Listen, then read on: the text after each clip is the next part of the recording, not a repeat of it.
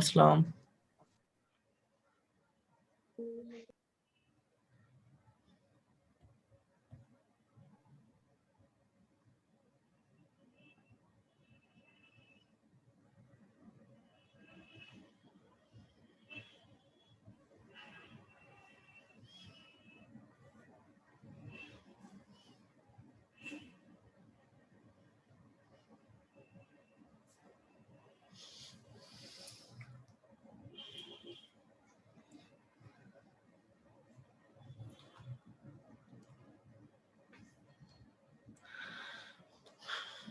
প্রিয় শিক্ষার্থীবৃন্দ,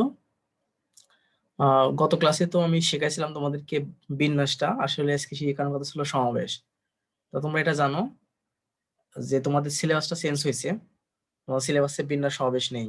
যদি আমি বলেছিলাম হয়তো বা থাকবে, কিন্তু দেখতেছি এখন নেই, অনেক সিলেবাস কমাই দিছে তোমাদের। এখন যে বিষয়টা আসছে যে এখানে স্থিতিবিদ্যা আছে, এজন্যই আমি এটা শুরু করলাম, যেহেতু তোমাদের পরীক্ষা ভালো করা লাগবে। আর যেহেতু বিন্যাস সমাবেশ শিখায় লাভ নেই, কারণ তোমরা আর ওখান থেকে প্রশ্ন কোনোদিন হবে না, তোমাদের যেহেতু রেজাল্ট ভালো করা লাগবে। সেক্ষেত্রে আমি সব স্যারের সঙ্গে কথা বলে তোমার আবির স্যারের সাথে কথা বললাম। উনি বললেন যে স্থিতিবিদ্যা ধরতে, যেহেতু আমাদের সিলেবাসে স্থিতিবিদ্যা আছে। এবং এটাও জানো, যেহেতু অনলি 4টা অধ্যায়, সেক্ষেত্রে তোমাদের প্রত্যেকটা অধ্যায় থেকে 2টা করে সেট হবে। আগেকার যে প্রশ্নের মান বন্টন ছিল, এখনো সেটা থাকবে। মান বন্টন এখনো চেঞ্জ হবে না। সেক্ষেত্রে 8টা সেট যে তোমাদের প্রশ্ন হয়, তার 4টা অধ্যায় থেকে 2টা করে অধ্যায়, 2টা করে মিলে মোট 8টা প্রশ্ন হবে। সেক্ষেত্রে প্রত্যেকটা চ্যাপ্টার খুবই ইম্পর্টেন্ট, খুবই গুরুত্বপূর্ণ। সেজন্যই আমরা এক্সট্রা ভাবে কোনো কিছু না শিখিয়ে, অর্থাৎ যে বিন্যাস সমাবেশ এগুলো সব বাদ দিয়ে নতুন করে যেটা শেখাচ্ছি সেটা হচ্ছে স্থিতিবিদ্যা। মানে এটা আমাদের সিলেবাসে আছে। আর বাকি যে অধ্যায়গুলো ছিল সেটা দেখছি যে ওটা তো অলরেডি তোমাদের হয়ে গেছে। সম্ভবত এই স্থিতিবিদ্যা এখনো শেষ হয়নি। এই জন্যই আমি স্থিতিবিদ্যাই শুরু করছি। এখন কথা হলো যে তোমার স্থিতিবিদ্যা বিষয়টা, এটা কিন্তু অধ্যায়টা মোটামুটি আগেকার যেসব অধ্যায়গুলো শিখছো তার চেয়ে জটিল। আমাদের যে হায়ার ম্যাথে যে 2টা পার্ট, ফার্স্ট পার্ট এবং সেকেন্ড পার্ট, তার চেয়ে কিন্তু এই অধ্যায়টা জটিল। তো এখন বিষয়টা হচ্ছে যে স্থিতিবিদ্যা বিষয়টা হচ্ছে যে আমাদের বিষয়টা হচ্ছে বলবিদ্যা বিষয়টা সম্পূর্ণ। তো বলবিদ্যার 2টা শাখা, আমি তোমাকে একটু বেসিক বিষয়টা বুঝাই দিই। বলবিদ্যার আছে 2টা শাখা, একটা হচ্ছে কি স্থিতিবিদ্যা, আর একটা আছে গতিবিদ্যা।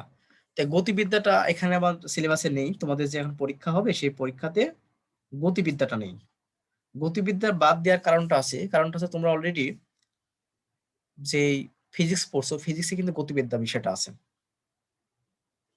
গতিবিদ্যা পুরোটা ভেক্টর থেকে শুরু করে যে নিউটনীয় বলবিদ্যা, তারপরে তোমার অলরেডি অর্থাৎ 3-4 অধ্যায়গুলো যেগুলো আছে সবই কিন্তু গতিবিদ্যা। তো এই জন্যই গতিবিদ্যাটা অধ্যায় বাদ দিয়ে স্থিতিবিদ্যা রাখা হয়েছে ম্যাথের জন্য।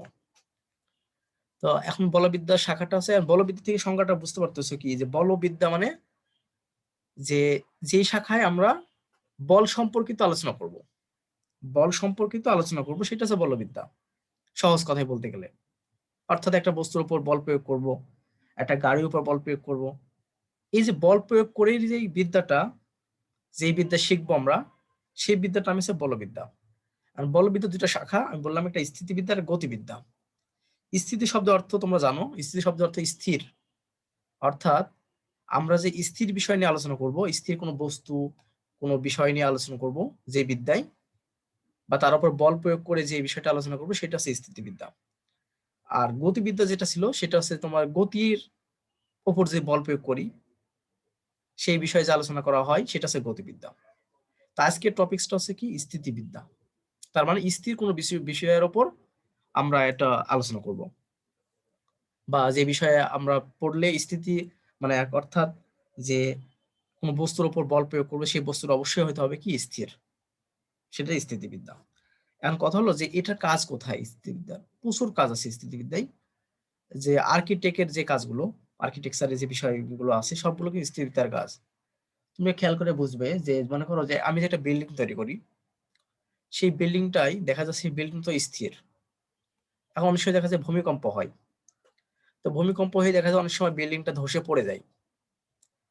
বিষয়টা কেমন হয়, সেটা হচ্ছে যে আমাদের যে এই বিল্ডিংটা যে বল ছিল বা শক্তি ছিল, তার চেয়ে কিন্তু ভূমিকম্প শক্তিটা অনেক বেশি ছিল বা বলটা বেশি ছিল। যার কারণে এটাকে কিন্তু ব্যালেন্স করতে পারেনি। না কারণে এই বিল্ডিংটা ধসে পড়ছে। অনেক সময় দেখা যাচ্ছে যে আমাদের বিল্ডিং এর যে শক্তিটা বা বলটা একটা ভূমিকম্প হলো, তার যে বলের চেয়ে অনেক বেশি। তখন কিন্তু বিল্ডিংটা ধসে পড়বে না। বা যদি সমানই হয়ে থাকে তখনও কিন্তু ধসে পড়বে না। তো এই যে এই বিষয়গুলো কত বল প্রয়োগ করতে হবে, এই বিষয়গুলো কিন্তু আমাদের স্থিতিবিদ্যার কাজ। অনেক সময় দেখা যাচ্ছে যে তোমার বিভিন্ন যে উম, কি বলবো যে সেতু তৈরি হয় বা ব্রিজ তৈরি হয়, সেই ব্রিজে কিন্তু স্থিতিবিদ্যার বিষয়গুলো আলোচনা করা হয় বা এই স্থিতিবিদ্যার বিষয় নিয়ে কিন্তু ক্যালকুলেশন করা হয় যে সেখানে কত পরিমাণ বল প্রয়োগ করবে, কত পরিমাণ বল প্রয়োগ করলে সেটা সেটা ভেঙে যাবে না।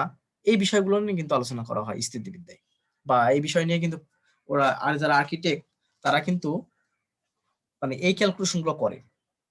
তা আমরা এখন বিষয়টা কি করবো, স্থিতিবিদ্যা বিষয়টা শিখবো।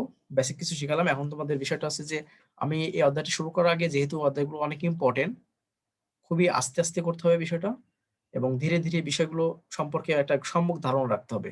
এবং বলতেছি এই অধ্যায়টা অনেক কঠিন, এটা খেয়াল রাখবে। এখন বিষয়টা হচ্ছে যে স্থিতিবিদ্যার কয়েকটা বেসিক বিষয় আছে, সেই বিষয়গুলো তোমাদেরকে প্রথমে আলোচনা করব। সেটা হচ্ছে যে প্রথমে যে কথাটা বলে যে পরিকেন্দ্র একটা কথা আছে।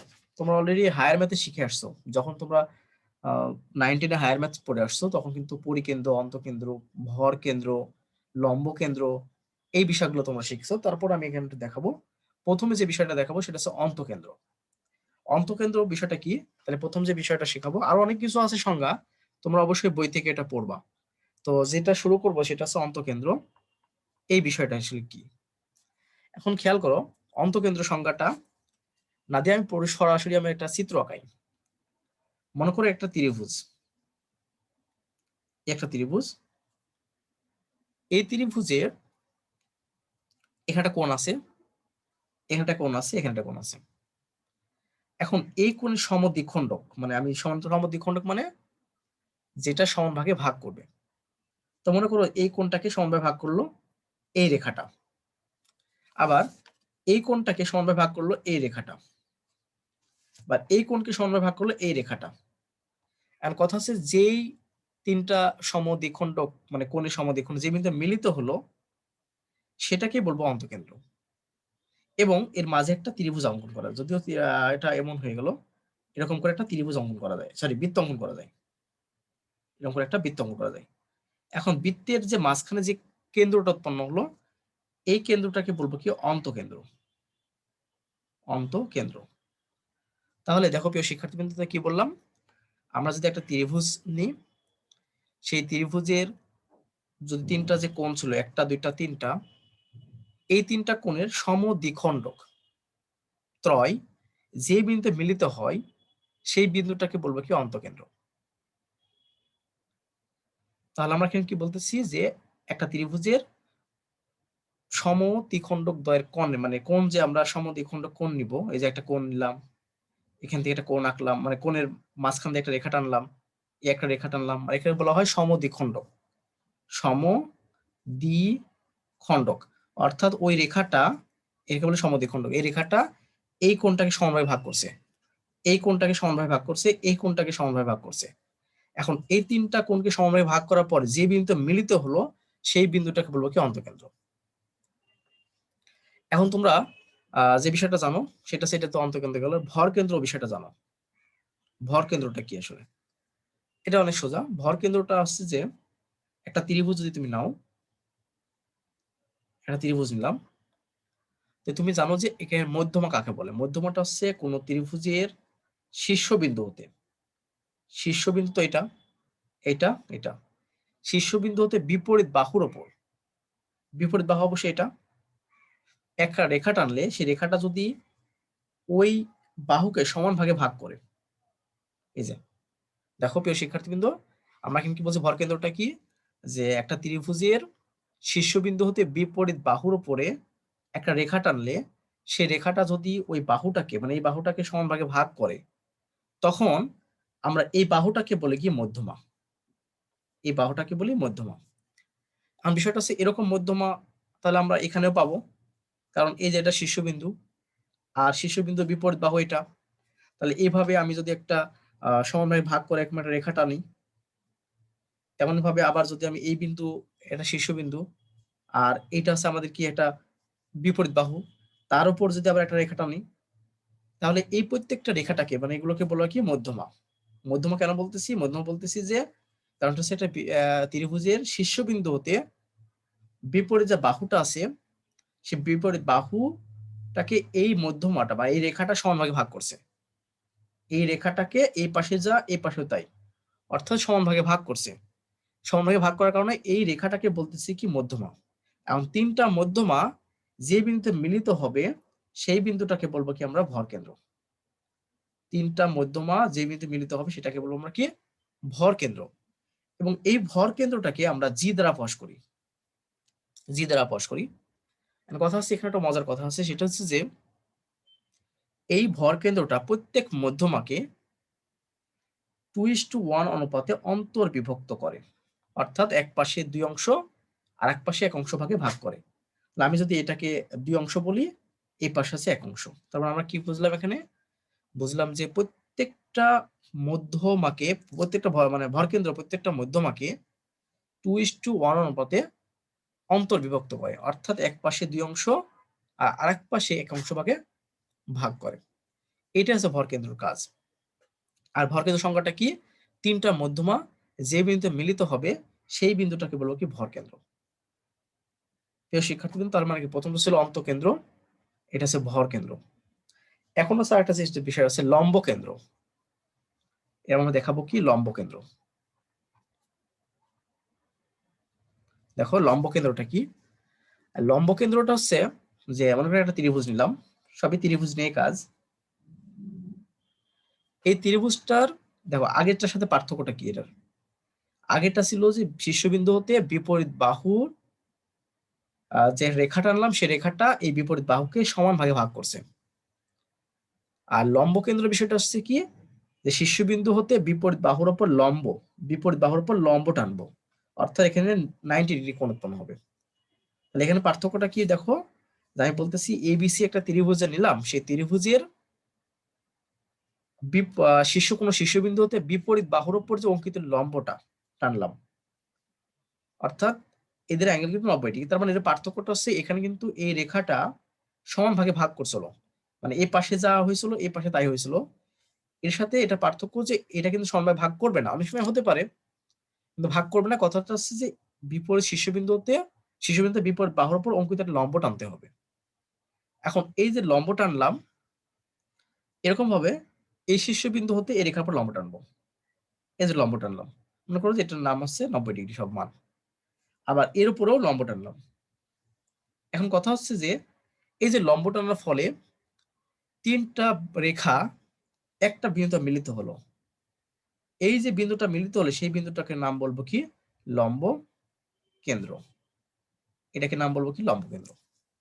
তাহলে আমরা এটা বুঝতে পারতেছি, তাহলে ভর কেন্দ্র লম্ব কেন্দ্র পার্থক্যটা হচ্ছে ভর কেন্দ্রটার তিনটা মধ্যমা যে বিন্দু মিলিত হবে সেটাকে বলবো কি আমরা ভর কেন্দ্র। আর লম্ব কেন্দ্রটা হচ্ছে এই যে লম্ব রেখাটা টানছি সেই লম্ব রেখা তিনটা যে বিন্দু মিলিত হচ্ছে সেটাকে বলতেছি আমরা লম্ব কেন্দ্র। আরেকটা আছে কি পরিকেন্দ্র। আরেকটা বিষয় যেটা আসছে পরিকেন্দ্র। পরিকেন্দ্রটা হচ্ছে কি যে বিষয়টা আসলে পরিকেন্দ্র ঠিক লম্ব কেন্দ্রের মতোই, তো এর পার্থক্য আছে একটু। পরিকেন্দ্র পরিকেন্দ্রটা হচ্ছে তোমাদেরকে একটু বোঝাই, দেখো এই একটা ত্রিভুজ যদি আমরা নিই, সো এই ত্রিভুজটার আমরা এই যে এখানে লম্ব টানছিলাম, কি যে শীর্ষবিন্দুতে বিপরীত বাহুর উপর লম্ব টানছিলাম। এখন তিনটা লম্ব টানার পর যে বিন্দু মিলিত হলো সেটা লম্ব কেন্দ্র। আর পরিকেন্দ্রটা হচ্ছে যে বিপরীত শীর্ষবিন্দুতে বিপরীত বাহুর উপরে লম্ব যে টানবো সেই লম্বটা অবশ্যই বিপরীত বাহুকে ওপর তো লম্ব হবেই, প্লাস সমান ভাগে ভাগ করবে, কিছুটা ভর কেন্দ্রের মতো বা কিছুটা মধ্যমার মতো। মধ্যমাটা কিন্তু এখানে 90 ডিগ্রি কোণ উৎপন্ন করতে পারে এরকম কোনো কথা নাই, না করতে পারে, কিন্তু কথাটা হচ্ছে যে সমান ভাগে ভাগ করবে। মধ্যমাটা হচ্ছে যে কাজ আছে যে এই রেখাটা বিপরীত বাহুকে সমান ভাগে ভাগ করবে। আর পরিকেন্দ্রের বিষয়টা যেটা আসছে, শীর্ষবিন্দু হতে যে রেখাটা টানবো আমি, বিপরীত বাহুর উপর, সেই বাহুর উপর টানবো সেটা হচ্ছে 90 ডিগ্রি কোণ হবে, প্লাস এই বিপরীত বাহুটাকে সমান ভাগে ভাগ করবে। তার মানে কন্ডিশন কিন্তু এখানে দুইটা, কন্ডিশন কিন্তু এখানে আমাদের দুইটা আসতেছে। প্রথম কন্ডিশনটা কি আসতেছে, যে আমি যে বিপরীত শীর্ষ হতে বিপরীত বাহুর উপর যে রেখাটা আনবো, সেই রেখাটা অবশ্যই এই বিপরীত বাহুর উপর লম্ব হবে এবং এই বাহুটাকে সমান ভাগে ভাগ করবে, সমান ভাগে ভাগ করবে। তেমনই ভাবে এই রেখা থেকে আবার যদি আমি এইভাবে নিই, তাই সমান ভাগে ভাগ করবে। আবার যদি এই রেখাটা নিই, তার মানে এইভাবে সমান ভাগে ভাগ করবে। এখন এই যে ভাগ করার পর যে বিন্দু মিলিত হলো, সেই বিন্দুটাকে বলবো কি আমরা পরিকেন্দ্র। তো পরিকেন্দ্রের বিষয়টা আসছে যে এই পরিকেন্দ্রটা হয় কি, এই যে বৃত্তের ত্রিভুজের বাহিরে যে বৃত্তটা অঙ্কন করি, সেটাই হচ্ছে তার কেন্দ্রটা কিন্তু এর কেন্দ্রই হয়। তোমরা এটা জানো, যখন তুমি হায়ার ম্যাথে শিখে আসছো, যে এই যে বৃত্তের শীর্ষবিন্দু দিয়ে শীর্ষের বাহির দিয়ে যে বৃত্তটা অঙ্কন করি, এই বৃত্তের যে কেন্দ্রটা হয়, আমি এত সময় যে এই রেখাগুলো টানলাম, এই রেখাগুলো টানিয়ে যে বিন্দুতে মিলিত হলো, সেই বিন্দুরটাও কিন্তু ওই বৃত্তের কেন্দ্রই হয়। তার মানে এজন্য এটাকে বলা হয় কি পরিকেন্দ্র, এটাকে বলা হয় পরিকেন্দ্র। আমরা এখানে 4টা জিনিস শিখলাম, সেটা হচ্ছে প্রথমে অন্তঃকেন্দ্র শিখছি। অন্তঃকেন্দ্র ছিল এটা, যে আমরা তোমাদেরকে আবার যদি বলি, এই যে ত্রিভুজটা ছিল, এই ত্রিভুজটার সমদ্বিখণ্ডক যে রেখা, কোণের যে সমদ্বিখণ্ডক গুলো ছিল, অর্থাৎ এই কোণের সমদ্বিখণ্ডক এটা ছিল, এই কোণের সমদ্বিখণ্ডক এটা ছিল, এই কোণের সমদ্বিখণ্ডক এটা ছিল। এখন এই 3টা রেখা যে বিন্দুতে মিলিত হলো, সেটাকে বললাম কি অন্তঃকেন্দ্র। আর সবচেয়ে মজার বিষয় যে এর ভিতর দিয়ে যে অঙ্ক আমি ত্রিভুজটা বৃত্তর অঙ্কন করছি, সেই বৃত্তর কেন্দ্রটাও সেই কেন্দ্রই হবে। যেমন এখানে দেখালাম, এখানে কি দেখালাম, এখানে দেখালাম যে আমাদের যে এই লম্ব কেন্দ্রটা নিলাম, লম্ব এই যে রেখাগুলো নিলাম, এই রেখাগুলো নিলাম, সেই রেখাগুলো বৈশিষ্ট্য ছিল কি, এই রেখাটা হবে কি বিপরীত বাহুর উপর লম্ব এবং এই বিপরীত বাহুকে সমান ভাগে ভাগ করবে। এরকম 3টা রেখা যে মিলিত হলো, সেটাকে বললাম তো পরিকেন্দ্র। আর মজার বিষয় যে এখন যদি এর পাশ দিয়ে যদি আমি একটা বৃত্ত অঙ্কন করি, সেই বৃত্তর কেন্দ্রটাও সেই কেন্দ্রটাই হবে। তার জন্য এটাকে বলা হয় কি পরিকেন্দ্র। তাহলে আমরা এই 4টা জিনিস এখানে শিখতে পারলাম, অন্তঃকেন্দ্র, ভর কেন্দ্র, লম্ব কেন্দ্র, পরিকেন্দ্র। এই বিষয়গুলো আমরা যদিও অলরেডি 9 10 শিখে আসছি হায়ার ম্যাথে, তারপর আমরা একটু দেখালাম। এখন এখানে যে বিষয়টা আসছে, সেটা হচ্ছে দুইটি বলের লব্ধি। লব্ধি বিষয়টা কি, তোমরা অলরেডি কিন্তু এতে যখন ভেক্টর অধ্যায় শিখে আসছো ফিজিক্সে, তখন কিন্তু জিনিসটা জানো, দুইটা বলের লব্ধিটা আসলে কি। লব্ধি, তাহলে আমাদের দুইটা বলের লব্ধি বের করব। এখন বিষয়টা হচ্ছে লব্ধি মানে যোগফল, লব্ধি মানে যোগফল। এখন বিষয়টা হচ্ছে, মনে করো একটা বিন্দুতে দুইটা বল ক্রিয়া করতেছে, একটা বিন্দু দুইটা বল ক্রিয়া করতেছে। এখন একটা বল নিলাম এ বরাবর পি বল, একটা নিলাম হচ্ছে এ বরাবর কিউ বল। এখন যদি এমন হয় এই দুইটা বলের ক্রিয়া মানে সম্মিলিত ক্রিয়াফল একটি মাত্র রেখার সাহায্যে প্রকাশ করতে পারি, বা একটি মাত্র রেখার ক্রিয়াফলের সমান হয়, তখন এই যে বলটাকে বলবো এদের দুজনের লব্ধি বল। প্রিয় শিক্ষার্থীবৃন্দ, তোমাদেরকে আবার বলি, বিষয়টা হচ্ছে যদি বলে যে একটা বিন্দুতে দুইটা বল ক্রিয়ারত থাকে, মনে করো সেই বল দুটার নাম দিলাম, একটা হচ্ছে পি বল আর একটা দিলাম হচ্ছে কিউ বল, দুইটা বল নিলাম আমি। এখন যদি এই দুইটা বলের সম্মিলিত ক্রিয়া, অর্থাৎ টোটাল যে বলটা পাবো এখানকার পি আর কি এর, সেই বলটাকে যদি একটি মাত্র বল দ্বারা প্রকাশ করতে পারি, যেমন এবং একই রেখায় ক্রিয়াশীল হয়, তখন সেই বলটাকে বলবো কি এই দুইটা বলের লব্ধি বল। আশা করি বিষয়টা বুঝতে পারছো। এখন কথা হচ্ছে যে এই বলটা যদি মনে করো যে এমন হলো দুইটা একই দিকে হলো, এখান থেকে একবার এই বরাবর একটা গেল বল, এই বরাবর একটা বল গেল, দুইটা বল নিলাম, যে দুইটা বল আছে একই দিকে ক্রিয়া করতেছে, একই দিকে ক্রিয়া করতেছে, তখন তার লব্ধি কত হবে?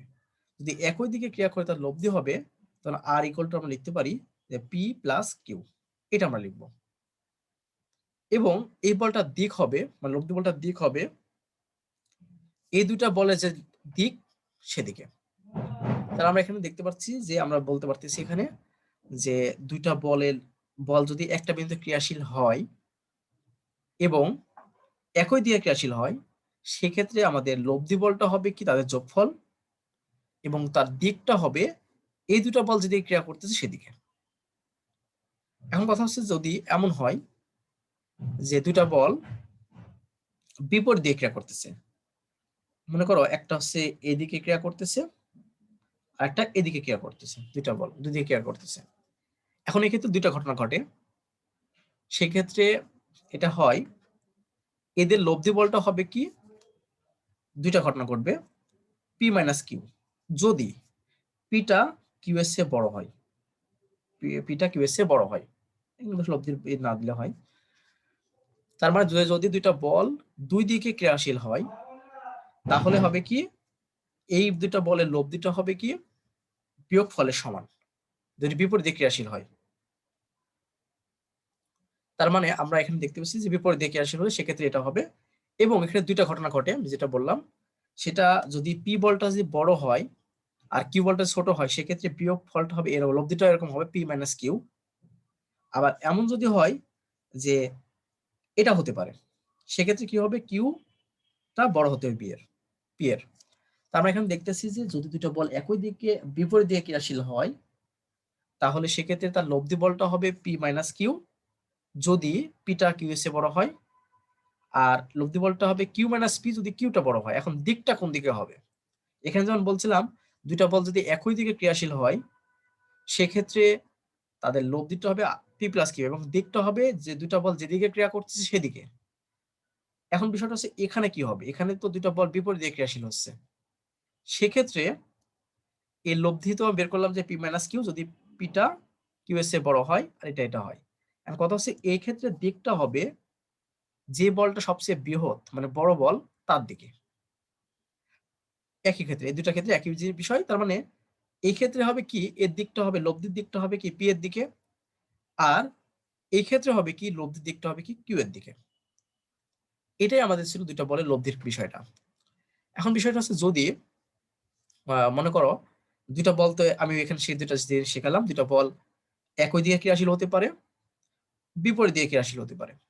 কিন্তু বল তো আসলে পৃথিবীতে তো এমন না যে মনে করো আমি একটা কঠিন বস্তু নিলাম, মনে করো একটা কঠিন একটা বস্তু আঁকালাম।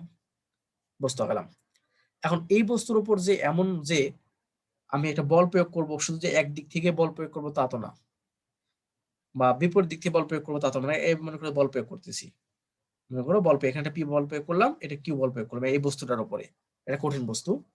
আর বিষয়টা হচ্ছে যে সবসময় যে একই দিক থেকে বল প্রয়োগ করব বা বিপরীত দিক থেকে বল প্রয়োগ করব সেটা কিন্তু না, আমরা কিন্তু বিভিন্ন অ্যাঙ্গেলে বল প্রয়োগ করতে পারি। তো বিজ্ঞানী স্যার আইজাক নিউটন 1647 সালে সম্ভবত, তার একটা আমার অবশ্য সালটা মনে নাই, হ্যাঁ 1687 সালে স্যার আইজাক নিউটন হচ্ছে 1687 সালে তিনি একটা আবিষ্কার করলেন যে উনি বললেন যে বিষয়টা হচ্ছে যে যদি বল দুইটা, এভাবে তো আমি শিখালাম যে দুইটা একই দিকে ক্রিয়া করতে পারে অথবা বিপরীত দিকে ক্রিয়া করতে পারে, যদি এমন না হয়, যদি এমন হয় যে দেখো প্রিয় শিক্ষার্থীবৃন্দ, এটা কোণে দুইটা বল, এটা ধরলাম পি বল, এটা হচ্ছে কিউ বল, এই দুইটা বল বল একটা কোণে ক্রিয়াশীল, এটা তাদের মধ্যবর্তী কোণ হচ্ছে মনে করো যে আলফা, ধরে নিলাম যে দুইটা বলের মধ্যবর্তী কোণ হচ্ছে কি আলফা। মানে আমরা এতক্ষণ কি শিখালাম, এতক্ষণ শিখালাম যে দুইটা বল একই দিকে ক্রিয়াশীল হয় অথবা দুইটা বল বিপরীত দিকে ক্রিয়াশীল হয়, সেক্ষেত্রে আমাদের এই কেসগুলো হয়, সেক্ষেত্রে লব্ধি হয় পি প্লাস কিউ, সেক্ষেত্রে লব্ধি হয় P minus Q, Q minus P, সেটা বিভিন্নভাবে দেখালাম। কিন্তু এখন যদি দুইটা বল এভাবে না একই দিকে না হয়ে বা বিপরীত দিকে না হয়ে পরস্পরে আলফা কোণে ক্রিয়াশীল হয়, অর্থাৎ একটা বস্তু নিলাম, সেই বস্তুর উপর দুইটা বল প্রয়োগ করতেছি, দুইটা বল পরস্পরের আলফা কোণে ক্রিয়াশীল, অর্থাৎ আমি যদি বলতে পারি যে মনে করো যে এই বস্তুর উপর একটা বল প্রয়োগ করছি, যেটা এই বিন্দুতে, বস্তু একটা বিন্দু নিলাম, একটা বল প্রয়োগ করছি মনে করো যে এইভাবে, একটা বল প্রয়োগ করছি এইভাবে, এটা হচ্ছে পিউ, এটা হচ্ছে কিউ, এটা পি এটা কিউ। এখন যদি এভাবে বল প্রয়োগ করি তখন সেক্ষেত্রে লব্ধিটা কত হবে, তখন এই বিজ্ঞানী স্যার আইজাক নিউটন 1687 সালে তিনি এটা আবিষ্কার করলেন যে যদি দুইটা বল পরস্পর আলফা কোণে ক্রিয়াশীল হয়, পরস্পর আলফা কোণে ক্রিয়াশীল হয়, তাহলে একটা সূত্র আছে। সেই সূত্রটা হচ্ছে তোমার সামন্ত্রিকের সূত্র বলা হয়, বলের সামন্ত্রিক সূত্র। সূত্রটার নাম হচ্ছে বলের সামন্ত্রিক সূত্র। তাই এই সূত্রটা আবিষ্কার করলেন যে বলে, তোমরা যারা আছে ফিজিক্স পড়ছো ভেক্টর অধ্যায়ে এটা অলরেডি শিখে আসছো, যে বলের সামন্ত্রিক সূত্র। বলের সামন্ত্রিক সূত্রটা ছিল কি, বলছে যদি দুইটা বল একটা বিন্দুতে, মনে করো ও একটা বিন্দু নিলাম, এটা নিলাম ও এ বি সি, এটা নিলাম। যদি একটা বিন্দু দুইটা বল পরস্পর আলফা কোণে ক্রিয়াশীল হয়, পরস্পর আলফা কোণে ক্রিয়াশীল হয় বা একটা কোণে ক্রিয়াশীল হয়, সেক্ষেত্রে এই বলটা লব্ধিটা হবে। এবং এটাও বলতেছে যে যদি দুইটা বল একটা বিন্দু ক্রিয়াশীল হয় এবং এই দুইটা বলটাকে যদি একটা সামন্ত্রিকের দুইটা বাহু দ্বারা নির্দেশ করতে পারি, মানে ও দিকে দুইটা, একটা সামন্ত্রিকে দুইটা বাহু দ্বারা নির্দেশ করতে পারি, তাহলে ওই সামন্ত্রিকের কর্ণটাই হবে এর লব্ধি। প্রিয় শিক্ষার্থীবৃন্দ, তো বলতেছি কি সামন্ত্রিকের সূত্রটা কি, বলে সামন্ত্রিক সূত্র যে যদি একটা বল, দুইটা বল একটা সামন্ত্রিকে দুইটা বাহু দ্বারা মানে ও দিকে নির্দেশ করতে পারি, তাহলে তাদের যে কর্ণটা আছে সামন্ত্রিকের কর্ণটাই এই দুইটা বলের লব্ধি নির্দেশ করবে। এটা খুবই সোজা, ভেক্টর সাহায্যে প্রমাণ করলে অনেক সোজা হয় এটা। বিষয়টা দেখো প্রিয় শিক্ষার্থীবৃন্দ, তোমরা জানো যে সামন্ত্রিকের বিপরীত বাহুগুলো পরস্পর সমান ও সমান্তরাল। তাহলে ভেক্টর বিধি প্রয়োগ করলে, তাহলে আমি যেটা, এটা কিউ যদি বল হয়ে থাকে তাহলে অবশ্যই এই বলটা একই বল, এটা কি বল, এই দুটা বল একই বল। তাই এখন বিষয়টা হচ্ছে যে দুটা বল একই হয়ে থাকে, তাহলে আমরা ভেক্টরের যে যোগ বিধি অনুসরণ করলে কি পাই, ভেক্টরের যোগ বিধিটা কি ছিল, তোমরা এটা জানো অলরেডি, যে প্রথম ভেক্টরের আদি বিন্দু আর দ্বিতীয় ভেক্টরের শেষ বিন্দু যুক্ত করলে যেটা হবে সেটাই ভেক্টরের যোগ। তো মনে করো দুটা ভেক্টর নিয়েছি, এ একটা ভেক্টর, এ একটা ভেক্টর, ও এ বি, এটার নাম দিয়েছি আমি পি, এটার নাম দিয়েছি কিউ। এখন যদি যোগ করতে চাই, তা যোগ করাটা কি হবে, তাহলে প্রথম ভেক্টরের আদি বিন্দু দ্বিতীয় ভেক্টরের শেষ বিন্দু, এই যে যুক্ত করলাম এটাই তো ছিল আমাদের ভেক্টরের যোগ বিধি, এটা ছিল ভেক্টরের যোগ বিধি। তাহলে আমরা এখান থেকে একটা বিষয় বোঝাতে পারতেছি বিষয়টা, আমরা এখানে যেটা জানি, আমরা যে বলে যে সামন্ত্রিক সূত্রটা সেটা কি, যদি, তাহলে আমরা এখান থেকে প্রমাণটা দিয়ে করি। প্রমাণটা যদি করতে চাই তাহলে কি আমরা জানি, OA plus OB, OA plus OB সমান আমরা লিখতে পারি কিন্তু, মানে OA plus AB, sorry AB সমান লিখতে পারি কিন্তু ওবি, এটা লিখতে পারি।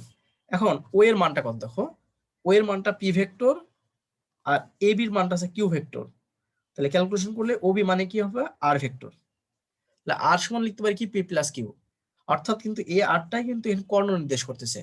তাহলে কি আমাদের যে সূত্রটা ছিল, যদি দুইটা ভেক্টর, না যদি দুইটা বল কোন সামন্ত্রিকের দুইটা কর্ণের, দুইটা বাহুর মানেও দিকে নির্দেশ করতে পারি, তাহলে এই কর্ণটাই হবে তার লব্ধি। তাহলে আমরা সামন্ত্রিকের সূত্রটা কি, যদি দুইটা বলকে একটা সামন্ত্রিকের দুইটা বাহু দ্বারা নির্দেশ করতে পারি মানেও দিকে, তাহলে ওই সামন্ত্রিকের কর্ণটাই হবে ভেক্টরের, বা সরি মানে এই দুইটা বলের লব্ধি। আমরা দুইটা বলের লব্ধি বলতে পারি, সেই ভেক্টরের সাহায্যে আমরা প্রমাণ করতে পারলাম যে P plus Q equal to R, তার মানে লব্ধিটা আরই হচ্ছে কি এখানকার দুইটা বলের লব্ধি, বা কর্ণটাই হচ্ছে এদের দুইটা বলের লব্ধি। তাই এখন এটাকে আমরা একটা সূত্র দিয়ে প্রকাশ করবো, সেই সূত্রটা অলরেডি তোমরা জানো, যে লব্ধি বের করার সূত্রটা কি, সেটা আমরা একটু প্রমাণ করা দেখবো। প্রিয় শিক্ষার্থীবৃন্দ, দেখো এটা দুটো ভাবে প্রমাণ করা যায় সূত্রটা। আমি যে সূত্রটা প্রমাণ করতে চাচ্ছি, আসলে আমরা সূত্রগুলো প্রমাণ করা লাগবে, কারণ পরীক্ষায় দিয়ে দিতে পারে বিষয়টা। আমরা যে সূত্রটা প্রমাণ করবো সেটা হচ্ছে যে R square equal to P square plus Q square plus 2p Q cos alpha, এই সূত্রটা প্রমাণ করব, এবং theta equal to tan inverse, আমরা যেটা অবধারিত tan theta equal to Q sine alpha বা P plus Q cos alpha, বা আমরা ট্যান থিটাই বললাম, ট্যান থিটা ইকুয়াল টু লিখতে পারি কি Q sine alpha by P plus Q cos alpha. এই দুটো সূত্র আমরা এখান থেকে প্রমাণ করব, একটা সূত্র দিয়ে প্রমাণ করব। দেখো, তো আমাদের লব্ধিটা হচ্ছে কি এটা, আর লব্ধিটা কি কোণে থাকবে সেটা বের করার ক্ষেত্রে আমরা এই সূত্রটা ব্যবহার করব।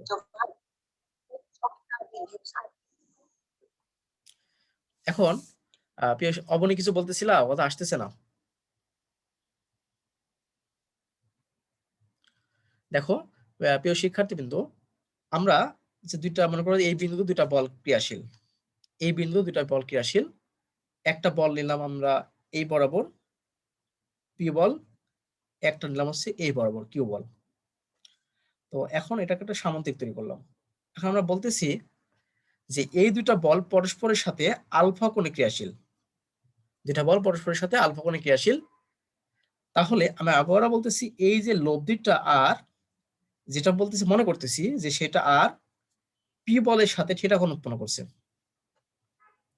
দেখো প্রিয় শিক্ষার্থীবৃন্দ, নাম দিলাম ও এ বি সি, এটা দিলাম ও এ বি সি, একটা সামন্তিক দিলাম। এখানে বলতেছি যে আমাদের দুইটা বল আছে, একটা আছে পি বল, একটা আছে কিউ বল। এই দুইটা বল পরস্পরের সাথে আলফা কোণে ক্রিয়াশীল একটা বিন্দুতে। এক্ষেত্রে এবং এটা বলতেছি যে তার লব্ধিটা কর্ণটা আর সেটা পি বলের সাথে থিটা কোণ উৎপন্ন করছে। সেক্ষেত্রে আমাদের লব্ধির মান কত হবে এবং দিক কত হবে সেটা আমরা বের করব। যদিও সেটা ক্ষেত্রে আমাদের হবে এটা এবং এটা, যেটা আমরা প্রমাণ করে দেখাবো। দেখো প্রিয় শিক্ষার্থীবৃন্দ, এটা খেয়াল করো, আমরা একটা কাজ করবো, সেটা হচ্ছে যে এর উপর একটা লম্ব টানবো, মানে এটা বর্ধিত করে এর উপর একটা লম্ব টানলাম। এই লম্বটার নাম দিলাম হচ্ছে এডি, মানে ডি বিন্দু দিলাম। তাই এটুকু হলো কি এডি, আমি একটু কেটে দিলাম, এখানে দিলাম। দেখো প্রিয় শিক্ষার্থীবৃন্দ, আমরা কি করলাম, যেটা ছিল তার উপরে আমি একটা বর্ধিত করলাম, করে এর উপরে বিডি লম্ব টানলাম, বিডি লম্ব টানলাম। এখন প্রিয় শিক্ষার্থীবৃন্দ দেখো, এখানে যে কোণ উৎপন্ন করছে, এখানে যে কোণ উৎপন্ন করছে, এখানে কিন্তু সেই কোণ উৎপন্ন করছে। তাহলে আমরা কিন্তু অনুরূপ কোণ, এটাকে আলফা দিলাম। অবনী, তোমার কথা মিউট করো, তোমার হচ্ছে বাসা থেকে কথা আসতেছে। এটা যেহেতু আলফা হয়, এটাও আলফা হবে। তো প্রিয় শিক্ষার্থী, তোমরা জানো যদি এটা যেহেতু এ বিডি একটা সমকোণী ত্রিভুজ, ত্রিভুজ এ বিডি একটা সমকোণী। তো সমকোণী ত্রিভুজের ক্ষেত্রে তোমরা জানো যে কোণটা আমরা নিতে হয় সেই কোণের বিপরীত বাহুটাকে বলে লম্ব। আর এই যে 90 ডিগ্রি কোণকে বলে অতিভুজ। তা আমরা এখন যদি সাইন আলফার কথা চিন্তা করি, সাইন আলফা বা কজ আলফা যেটা বলি, সাইন আলফা যদি চিন্তা করি, সাইন আলফা সমান লেখা যায় লম্ব বাই অতিভুজ। তো লম্বটা কোনটা, লম্বটা আমাদের দেখো এখানে বিডি, বিডি, আর অতিভুজ হচ্ছে কি এবি। এখন দেখো বিডি, তাহলে আমরা এখান থেকে কিন্তু একটা বিডি লিখতে পারি, বিডি সমান আমরা লিখতে পারি তাহলে এবি সাইন আলফা। দেখো এবি সাইন আলফা। এখন কথা হলো এবি সমান কিন্তু লেখা যায় ওসি, কারণ দেখো সামুদ্রিকের বিপরীত বাহুগুলো পরস্পর সমান এবং সমান্তরাল। তাহলে এবি সমান লিখতে পারি কি আমাদের ওসি। তাহলে এবি সমান ওসি যদি লিখতে পারি, তাহলে তাহলে আমরা কিন্তু এবির মানটা কিউ বসাতে পারি। তার মানে আমরা লিখতে পারি এখান থেকে BD equal to Q sine alpha, এটা কিন্তু আমরা লিখতে পারি। আবার প্রিয় শিক্ষার্থীবৃন্দ দেখো, যদি আমি এখান থেকে কজ আলফার কথা চিন্তা করি, কজ আলফা দেখে বলে ভূমি বা অতিভুজ, ভূমিটা কোনটা এডি, ভূমি এটা, অতিভুজ আছে কত এবি। তাহলে আমরা এখান থেকেও আবার কিন্তু লিখতে পারি এডি সমান এবি কজ আলফা। তাহলে এবি সমান আবার বলতেছি কিউ, তার মানে এটা সমান কিউ কজ আলফা। এই জিনিসটা লিখে নিলাম। তার মানে আমরা এখান থেকে লিখে নিলাম যে বিডি সমান কিউ সাইন আলফা আর এডি সমান কিউ কজ আলফা, এই জিনিসটা লিখে নিলাম। এখন তো প্রিয় শিক্ষার্থী দেখো তো, এই যে টোটাল যে ত্রিভুজটা এখন তো সমকোণী হয়ে গেছে আমাদের, ও ডিবি বা ও বিডি সমকোণী ত্রিভুজে, ত্রিভুজ ও বিডি এ আমরা এটা লিখতে পারি না পিথাগোরাস অনুসরণ করলে, ওবি স্কোয়ার ইকুয়াল টু ওডি স্কোয়ার প্লাস বিডি স্কোয়ার, এটা লিখতে পারি। এখন প্রিয় শিক্ষার্থী দেখো, এই ওডি, ওডি মানে এইটুকু, এই ওডি সমান ও এ প্লাস এ লিখতে পারি, ওডি কিন্তু পুরোটুকু। ওডি পরিবর্তে আমরা লিখতে পারি কি ও এ প্লাস এডি। তাই এইটুকুর পরিবর্তে লিখলাম কি ও এ প্লাস আছে কি এডি, তারপর কি আছে হোল স্কোয়ার আছে প্লাস বিডি স্কোয়ার, লিখলাম এটা। এখন দেখো প্রিয় শিক্ষার্থীবৃন্দ, তাহলে এটাকে আমরা যদি মান বসাই, দেখো আমরা বের করে নিয়েছিলাম এডি সমান, আবার ও এ সমান কিন্তু পি। দেখো প্রিয় শিক্ষার্থীবৃন্দ, আমি ধরে নিয়েছিলাম ও এ সমান পি বল আর ও সি সমান কিউ বল। তাহলে ও এ সমান হচ্ছে পি বল, এখানে মানটা বসাই দিলাম। তাহলে ও এ সমান হচ্ছে পি, আর এডি সমান আমরা বের করে নিয়ে আসলাম, দেখো এডি সমান আছে Q cos alpha, Q cos alpha. এখানে নাম দিলাম হচ্ছে কিউ কজ আলফা, তারপর হোল স্কোয়ার প্লাস বিডি সমান আমরা দেখো কিউ সাইন আলফা। তাই লিখতে পারি Q square sine square alpha, সব মানগুলো আমরা বসালাম। এখন দেখো প্রিয় শিক্ষার্থীবৃন্দ, বসানোর পরে আমরা এটাকে যদি সলভ করি a plus B whole square সূত্র, তাহলে P square plus Q square cos square alpha plus 2p Q, আমরা একবারে যেটা করতেছি 2p Q cos alpha plus Q square sine square alpha. প্রিয় শিক্ষার্থীরা বিষয়টা বুঝতে পারছো? a plus B whole square সূত্র, তো a plus B whole square মানে কি লেখা যায়? a square plus B square plus 2ab, সেটা লিখলাম। এখন আমরা যদি এখান থেকে একটা কাজ করি, পি স্কয়ার প্লাস এই 2p কিউ কজ আলফা এই পাশে রাখলাম, এটাকে এখানে দিলাম প্লাস, এখানে যেহেতু কিউ স্কয়ার আছে কজ স্কয়ার আলফা, এখানে আবার Q square sine square alpha, তাহলে কিউ স্কয়ার যদি কমন নিয়ে নিই আমরা, তাহলে হয় কি sine square alpha plus cos square alpha. তো আমরা sine square plus cos square equal to লেখা যায় 1, তাহলে আমরা এখান থেকে লিখতে পারি P square plus Q square plus 2p Q cos alpha. আমরা দেখো এভাবে লিখে দিলাম। এটা কিন্তু ওবি, ওবি সমান কিন্তু লেখা যায় আর, এই যে সূত্র লেখা দিয়েছিলাম ওবি সমান লিখছিলাম আর, তাহলে ওবির পরিবর্তে আমি কিন্তু এখানে আর বসাতে পারি, এখানে দেখো আর বসাতে পারি, তাহলে আর স্কয়ার হলো। তো আমরা সুতরাং আর সমান আমরা লিখতে পারি root P square plus Q square plus 2p Q cos alpha, 2p Q cos alpha. এটাই আমাদের প্রিয় শিক্ষার্থী দেখো, এটাই আমাদের ছিল লব্ধি। তাহলে আমরা এখান থেকে একটা জিনিস দেখতে পারতেছি, যদি দুইটা বল পরস্পর আলফা কোণে ক্রিয়াশীল হয় তখন তার লব্ধি হয় P square plus Q square plus 2p Q cos alpha, এটা আমাদের লব্ধি হয়। এখন লব্ধির মান হয় এটা। এখন লব্ধির দিকটা যদি বের করতে চাই তাহলে সেটা আমরা কি করতে পারি? আমি এখানে দেখালাম, যেহেতু চিত্র আমি এখানে দেখাইছি, দেখো প্রিয় শিক্ষার্থীবৃন্দ, তাহলে আমাদের লব্ধির মানটা দেখালাম এখানে।